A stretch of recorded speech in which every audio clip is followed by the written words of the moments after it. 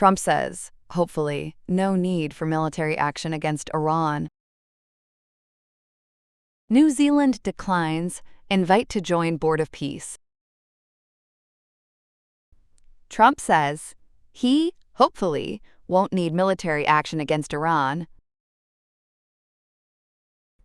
Trump warns Iran to make nuclear deal or next attack will be far worse. Trump warns Iran to make nuclear deal or next attack will be far worse. U.S. President Donald Trump said on Thursday that he hopes to avoid military action against Iran, despite rising tensions and threats from Tehran to strike U.S. bases and aircraft carriers if attacked. Speaking to reporters, Trump said the United States is in contact with Iran and that talks are possible. "I have had, and I am planning on it," he said, adding that while a large U.S. naval force is moving toward the region, he hopes it will not be used. His comments came amid escalating rhetoric from Washington and European allies, and strong warnings from Tehran. The United Nations Secretary-General Antonio Guterres urged renewed nuclear negotiations to prevent what he described as a potentially devastating regional crisis. Iranian officials warned that any U.S. military action would trigger an immediate and wide-ranging response. A military spokesman said American aircraft carriers and bases in the Gulf region are vulnerable and within missile range. He cautioned that any attack would not be brief or symbolic, warning that Iran's response would be swift and decisive. New Zealand has decided not to join U.S. President Donald Trump's newly announced Board of Peace, Prime Minister Christopher Luxon said on Friday. The initiative was launched last week and was initially aimed at supporting the fragile ceasefire in Gaza, though Trump has said he wants it to take on a broader global role. While several Middle Eastern countries, including Turkey, Egypt, Saudi Arabia, and Qatar, as well as emerging nations like Indonesia have agreed to join, many traditional U.S. allies have taken a more cautious approach. Luxon said New Zealand chose not to participate in the Board of Peace in its current form. Foreign Minister Winston Peters said that countries closer to the Gaza conflict were already contributing and that New Zealand would not add meaningful value at this stage. He also stressed New Zealand's long-standing commitment to the United Nations, saying any new initiative should align with the UN Charter.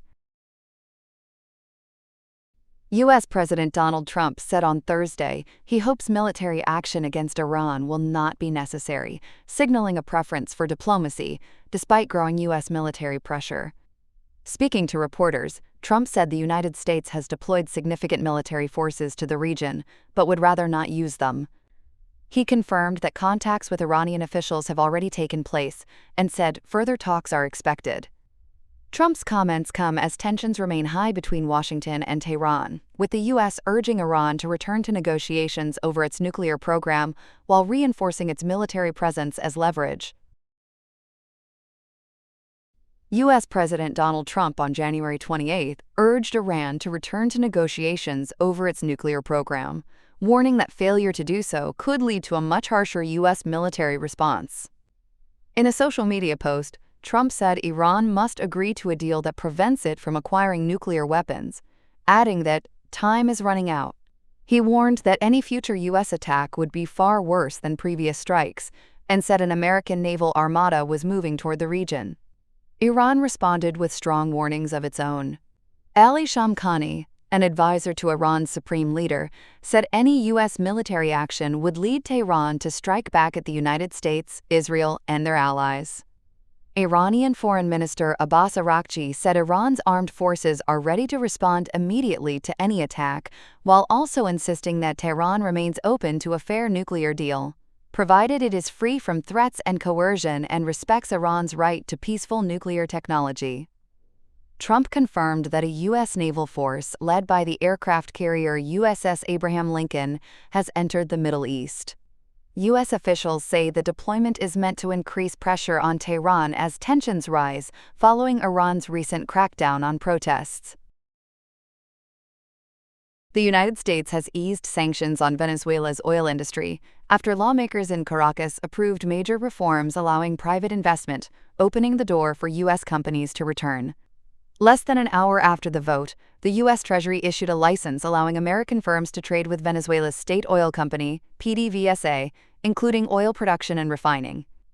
Venezuela's acting president, Delcy Rodriguez, called the move a, quote, historic step while addressing oil workers. She confirmed speaking by phone with Donald Trump, who also announced the reopening of Venezuela's airspace. The policy shift follows the January 3rd removal of former President Nicolas Maduro in a U.S.-led operation. Washington has since backed Rodriguez's leadership on the condition that Venezuela open its vast oil reserves to U.S. investment.